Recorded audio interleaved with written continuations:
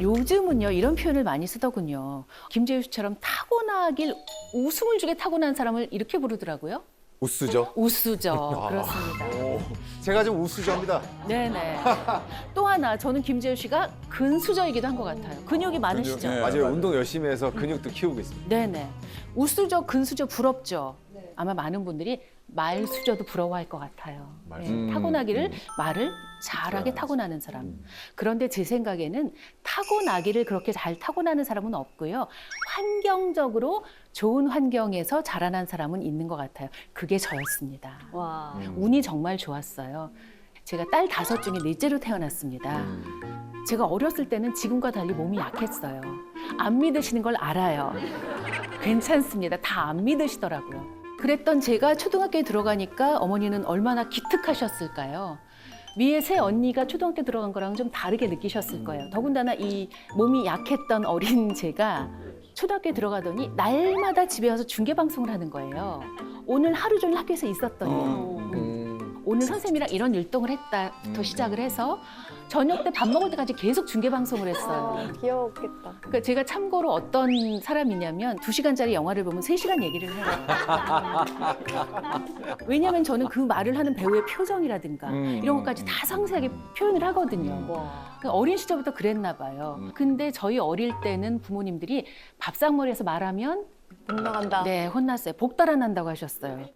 아버지가 그러셨어요. 복 달아난다고. 빨리 밥 먹으라고. 그때 어머니는 딱 한마디 하셨어요. 놔두세요. 재밌잖아요. 뭐가 재밌었겠어요? 여러분 재미있었을까요? 귀에서 피나죠. 그죠? 네. 아이가 학교에서 하루 종일 있었던 얘기를 6시간 동안 얘기하면 정말 너무 힘들잖아요. 게다가 어머니는 4번째 재방송을 보신 거잖아요. 위에 언니들이 쭉 얘기했을 텐데 그걸 제가 4번째 재방송을 했는데 한 번도 그만하라는 말씀을 안 하셨어요. 아, 대단하시다. 다 들어주셨어요. 대단하시다. 실은 저는 아주 어려서부터 사람을 좋아했대요. 그래서 어머니가 집에 딸린 조그만 미용실을 하셔서 항상 바쁘셨거든요. 근데 저는 이렇게 미용실에 오시는 손님이나 어머니를 찾아오신 손님이 오면 무조건 가서 이렇게 엉덩이를 들이밀고 앉는 아기였대요. 그래서 저는 항상 집에 없었대요. 왜냐하면 그 미용 끝난 그 손님들이 제 손을 갖고 이렇게 항상 동네 마실을 다니셨대요. 그래서 저는 어른들하고 그때부터 이렇게 쫑알쫑알 얘기를 했던 거예요. 그래서 저는 학교 때도 왜 학년 바뀌면 제일 마음에 드는 애한테 가서 안녕 난 이금이야 라고 얘기를 하고 우리 친구하자. 저는 초등학교 때부터 고등학교 때까지 그랬어요. 그리고 제 중학교 2학년 때 처음이자 마지막으로 반장이라는 걸 해보았어요. 저희 반에는 69번과 70번이 있었는데 둘 다 육상부였거든요. 저희 학교가 육상부가 아주 뛰어난 학교였어요. 근데 이 친구들은 수업에 잘 들어오질 않았어요. 대회가 있으면 들어올 수가 없고 합숙 훈련도 하고 그랬으니까. 그래서 그냥 만나면 안녕 이 정도만 하는 친구였는데 어느 토요일 오후에 그때는 집 전화밖에 없었죠. 휴대전화가 없었으니까. 전화를 걸어서 저를 찾는다는 거예요. 우리 반 친구가 해서 여보세요 했더니 반장 나 누구야 그러는데 69번인 거예요. 그래서 뭐 안녕? 웬일이야 했더니 반장 내가 좀 할 말이 있어 그러는 거예요. 저는 무슨 학급에 관한 이야기를 하는 줄 알고 얘기해 그랬는데 그 친구가 1시간 동안 얘기를 하더라고요. 자기 고민을. 저는 얘기를 들으면서 이 친구가 나랑 인사 정도밖에 안 했는데 왜 나한테 이런 얘기를 하지? 라고 생각을 했지만 어린 마음에도 얘기할 데가 없나 보다. 인터뷰 경험을 그때부터 그랬네요. 수련을 쌓으셨네. 맞습니다. 이렇게 말에 관한 좋은 원체험, 또 사람에 관한 좋은 원체험을 어린 시절에 할 수 있었기 때문에 제가 아나운서가 될 수 있지 않았을까 짐작을 해보고요. 그 시작이 됐던 건 사실 초등학교 4학년 아니면 5학년 때 어린이 동요 자랑 프로그램이었거든요. 누가 잘하나 혹시 아세요? 네. 알죠. 어떤 프로그램이죠? 초등학교 아이들이 나와서 동요를 하는 프로그램이죠. 네네. 저희 반에 혜영이라고 노래를 잘하는 친구가 있었어요. 그 혜영이가 그 누가 잘하나에 나간다는 거예요. 그래서 우리는 모두 응원을 하러 갔어요. 아래에서 2번째 자리에 제가 앉았는데 갑자기 하늘에서 내려온 천사 같은 언니가 나오더니 어린이 여러분 안녕하세요 이렇게 인사를 하는 거예요. 저는 그때 그게 아나운서인지도 몰랐어요. 그냥 어떤 천사 같은 언니가 너무 아름다운 목소리로 우리에게 인사를 해주는구나. 나는 어른이 되면 저런 언니가 되고 싶어 라고 생각을 했어요. 그게 제가 아나운서를 꿈꾸게 된 첫 번째 계기였어요. 중학교 갈 때도 방송반, 고등학교 갈 때도 방송반, 대학 갈 때도 그 대학에 방송반이 있나를 알아보고 갔어요. 그리고 한 번 재수 끝에 아나운서 시험에 합격을 했죠. 제가 제일 처음으로 단독 MC를 맡은 프로그램이 바로 그 프로그램이었어요. 우와. 서사가 있네요. 그럼 이쯤에서 이제 많은 분들이 궁금해하시는 아나운서 영업 비밀을 좀 하나 말씀드릴까 합니다. 아나운서들은 원래 그렇게 말을 잘해요? 제가 볼 때는 입사 1년 차까지 훈련을 제일 많이 받고요. 그것이 이제 아나운서 생활하는데 토대가 되는 것 같아요. 저희가 처음에 받는 훈련 중 하나는 3분 스피치라는 게 있습니다. 네, 기억하시죠? 너무 신입 때 아주 힘든 시간이었어요. 예, 선배님들 퇴근하시기 전에 쭉 모여서 어떤 주제를 주시면 3분 동안 조리 있게 말을 해야 되는 그 시간. 래퍼로 치면 프리스타일 랩 같은 그런 거죠. 예, 예를 들면은 그냥 자 이금희 씨, 커피에 대해서 이제 3분 동안 이야기했어요. 시작. 그럼 바로 3분 동안 얘기를 해야 되는 거예요. 처음에는 말도 안 되죠. 막 더듬고 막 하고 나중에 화장실 가서 우는 친구도 맞아요. 있었어요. 너무 속상해서 네. 너무 못하니까. 혼나고. 지옥이겠다. 네. 근데 나중에는요 하게 돼요. 어머. 훈련의 힘. 예, 훈련의 힘. 내가 나에게 날마다 1분 스피치를 던져주세요. 주제를 미리 생각하지 마시고 그 즉시에서. 그래서 그냥 1분 동안 계속 얘기를 하세요. 그리고 녹음을 딱 들어보면 1월 1일에 내가 1월 31일에 나와 비교했을 때 엄청나게 달라질 수 있습니다. 단 매일매일 녹음했을 때. 아우. 그리고 중계방송하는 아나운서들은 아무 원고가 없는데 대본이 없는데 어떻게 그렇게 방송을 할까요? 진짜 너무 신기해요. 그렇죠. 네. 네, 신기하죠. 네. 훈련입니다. 여러분 버스를 타고 가실 때 버스에서 창밖에 간판을 쭉 읽으세요. 근데 눈으로 읽으시면 안 돼요. 입을 벌리고 입 모양으로 읽으세요. 무슨 텔레콤, 무슨 꽃집, 무슨 편의점 이거를 계속 보면서. 근데요, 저도 해봤거든요. 버스 타고 다닐 때 해봤는데 안 돼요. 근데 그 훈련을 왜 하냐면 눈으로 보는 것을 바로 입으로 말하기 위해서예요. 그리고 어떤 방송인이 쓰신 수필에서 제가 읽은 건데요. 이분이 동기들보다 방송 기회가 좀 적었던 거예요. 그래서 방송 준비를 어떻게 해야 되나 그냥 이렇게 했대요. 혼자서 중계 방송을 했대요. 내가 김치찌개를 끓인다 그러면 그 모든 동작을 말로 하는 거예요. 자, 오늘 점심 메뉴는 김치찌개입니다. 이걸 계속 말로 하면서 동작을 하는 거예요. 냉장고를 열어보겠습니다. 냉장고를 여니까 김치 있습니다. 김치찌개를 끓일 때는 김치가 좀 푹 익은 게 좋은데요. 자, 오늘 김치는 푹 익었는지 아니면 보겠습니다. 아쉽네요. 약간 좀 덜 익었지만 어쩌겠습니까? 그러면 이럴 때는 이렇게 계속 동작을 하면서 말을 하는 거예요. 초아 씨 특히 해보세요. 한번 도전해보고 싶어요. 네네. 그러면 정말 말이 늘어요. 늘 수밖에 없어요. 또 하나, 저희 후배 아나운서가 방송을 정말 잘했거든요. 그래서 제가 어떻게 이렇게 방송을 잘하나 궁금했는데 혼자서 질문을 만들고 혼자서 답변을 해보는 연습을 계속했대요. 저도 해봤거든요. 어려워요. 일단 질문을 만들기가 어려워요. 여러분, 학교 다닐 때 우리 질문 잘 안 하죠? 맞아. 왜 안 했냐면 몰라서 질문을 못 한 거예요. 질문은 아는 사람이 할 수 있는 거예요. 예를 들어서 2022년에 한국 영화는 어땠습니까? 라는 질문을 제가 만약에 한다면 이건 그냥 몰라도 할 수 있는 질문이죠. 답변은 제가 2022년 한국 영화를 모르면 할 수가 없어요. 이렇게 무엇이든 혼자 질문을 만들어보고 그 질문에 마치 전문가가 된 것처럼 답변하는 연습을 계속 하잖아요. 그러면 의외로 여러분 공부를 하게 되고요. 그러다 보면 질문을 만드는 능력과 답을 할 수 있는 능력이 생깁니다. 제가 진행했던 아침 프로그램에 나왔던 가족을 보게 되었어요. 쌀집하고 슈퍼를 하는 집이에요. 근데 가족 노래자랑에 온 가족이 나왔어요. 인터뷰를 하는데 깔깔깔깔깔 웃음이 끊이질 않아요. 그래서 아니 어떻게 이렇게 가족이 사이가 좋으세요? 했더니 아우 저희는 뭐 이런 고스톱을 쳐요 이런 얘기를 하시는 거예요. 며느님이. 아 진짜요? 아니 그러면 이렇게 어머니 아버지랑 이렇게 아유 뭐 어려워요. 아버지 지금 떡 먹어 떡 요거 먹어야 돼 이런 얘기도 해요. 저희는 후수두도요 이런 얘기 하시더라고요. 정말 웃음이 끊이지 않는지 대화가 끊이지 않는지 저는 이들이 훨씬 행복해 보이더라고요. 네. 그래서 행복의 기준은 뭘까? 돈?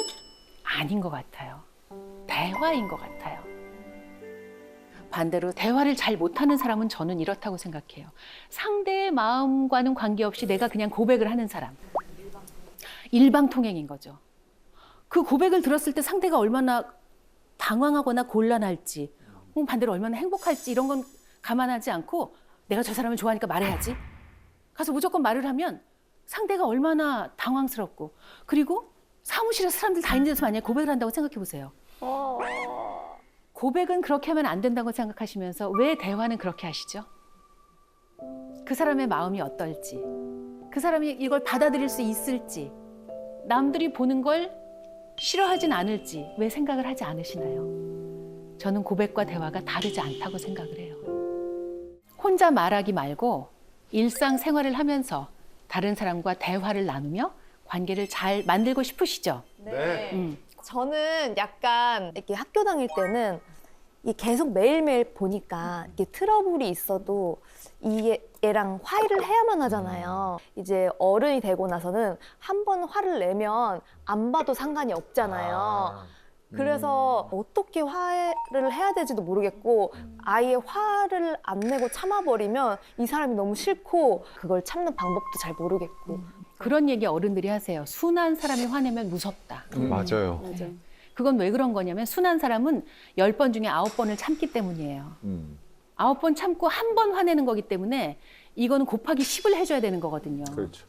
폭발해버리죠. 그렇죠. 폭발해버리는 거죠. 근데 기껏 참았다가 한 번 폭발하면 이미지 무너지죠. 관계 힘들어지죠. 일단 내가 너무 싫어. 그래서 그냥 제가 생각한 방법을 말씀드릴게요. 자기 감정을 수치화해보는 게 좋을 것 같아요. 1부터 한 7까지 있다. 친구랑 만나기로 했는데 얘가 또 늦는다고 연락을 해왔어요. 이미 1단계 들어섰어요. 그죠? 근데 그날따라 너무 추워요. 슬슬 화가 오르죠. 2단계.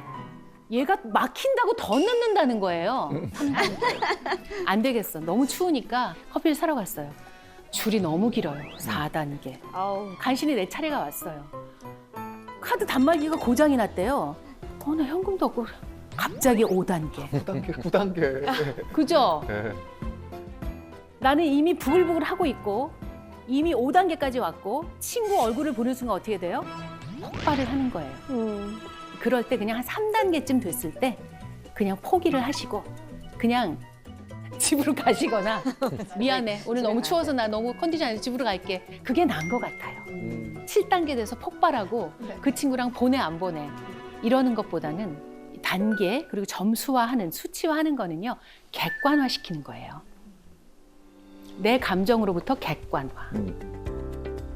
마치 남의 감정인 것처럼.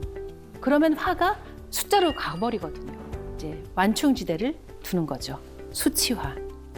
저 같은 경우는 이제 가까운 사람은 뭐 부탁을 하거나 그러면은 솔직히 상황을 설명해서 이렇게 거절을 잘 하는 편인데 그 모임 같은 거 있잖아요. 저는 이제 일산 살고 있기 때문에 특히 이제 자주 강남에서 만나자 막 그래요.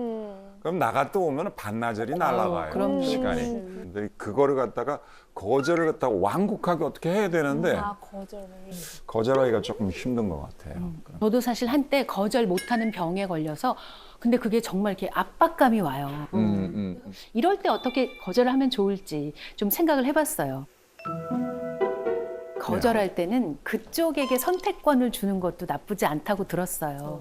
상대방에게. 네네네, 상대방에게. 그러니까 예를 어떤 들면 식으로? 그 모임을 주선하시는 분에게 솔직하게 말씀을 하시는 거죠. 네.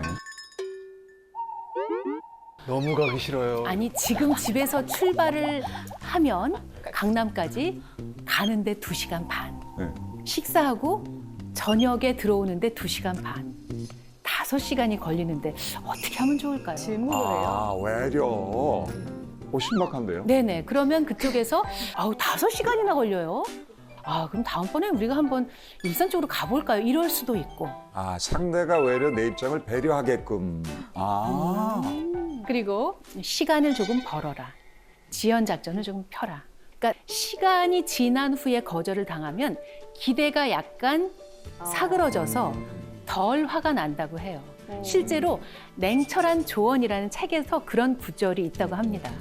상대가 거절의 말에 상처 입지 않도록 적당한 시간이 지난 후에 정중하게 거절하라. 왜냐하면 대부분의 사람들은 어느 정도 시간이 흐른 후에 거절하는 것은 손쉽게 받아들인다. 그동안 처음에 가졌던 기대감이 상당 부분 사그라지기 때문이다. 아무래도 이제 저도 방송을 하고 말을 직업으로 삼은 사람이다 보니까 상대방한테 어떤 말을 했을 때 저 사람이 정말 기분이 나빠지는지도 잘 알고 있거든요. 근데 그 화살은 꼭 가족에게 쓰는 것 같아요. 밖에 나가서 그런 말들을 쓸 수는 없으니까 그러니까 좀 예쁘게 지적하거나 예쁘게 말할 수 있는 방법을 왜 가족한테는 못할까? 그게 왜 그러냐면 가족은 나라고 생각을 해서 그래요. 그런 거겠죠. 그런데 중요한 건 가족은 내가 아니에요. 그렇기 때문에 내가 그렇게 말할 때 상처받죠. 남편은 너무 하나라고 생각했군요, 제가. 어떤 분이 그런 표현하셨더라고요. 나는 다른 나라 사람과 같은 집에 살고 있습니다. 말이 안 돼. 공감합니다. 네, 나는 개발도상국이던 대한민국에서 태어나서 살아왔지만 우리 아이들은 선진국 대한민국에서 태어났기 때문에 맞아요. 다른 나라 사람이라는 맞아요. 거예요. 어떻게 같은 나라 사람이 이겠느냐는 거예요. 여러분, 다른 나라 사람이니까 내 말을 이해하지 못하겠지? 여러 번 설명해 주세요. 여러 번 이해시켜 주세요. 짜증내지 말고, 화내지 말고. 아시겠죠? 네. 여러분 요즘 젊은 사람들이 몇 년 전부터 TMI 그러는 거 들어보셨어요? 네네. 뭐의 준말이죠? Too much much information. information. 무슨 말하면 TMI 무슨 말이야? 얘기하지 마. 그것까지 알고 싶지 않아. 그렇죠. 내가 왜 그것까지 알아야 돼? 제가 TMI 하나 하겠습니다. 오늘 저는 새벽 5시에 일어나서요. 떡국을 끓여 먹고 왔어요. 오, 그 TMI 아닌데요? 알고 싶지 않잖아요. 뭘 먹었는지 뭐가 궁금해요. 근데 여러분, 그 사람과의 관계는 TMI에서 시작합니다. 여러분이 사랑에 빠졌을 때를 생각해 보세요. 그 사람이 아침에 뭘 먹었는지가 너무 궁금해요. 밥 먹었겠지. 근데 반찬은 뭘 먹었는지가 너무 궁금해요. 그 사람 회사에 출근했겠죠. 뭘 타고 갔을지가 너무 궁금해요. 차 몰고 갔겠죠. 별일은 없었는지가 너무 궁금해요. 이게 TMI. TMI예요. 즉, 여러분이 TMI 말하는 순간 난 널 사랑하지 않아. 난 널 거부해. TMI 하지 마. 이거는 관계를 단절하겠다는 뜻이에요. 농담 뜨개질이라는 표현을 했어요. 뜨개질 아시죠? 한 코 한 코 나아가요. 내가 농담 한 번, 네가 농담 한 번, 내가 TMI 한 번, 네가 TMI 한 번 이렇게. 그러면 결국 우리 사이에는 목도리도 완성이 되고 조끼도 완성이 되는데 TMI라고 말을 막는 순간 우리 사이에는 아무것도 이루어지지 않아요. 그러니까 우리 농담 뜨개질을 너무 피하지 말자고요. 친한 사람이랑 한번 해보자고요.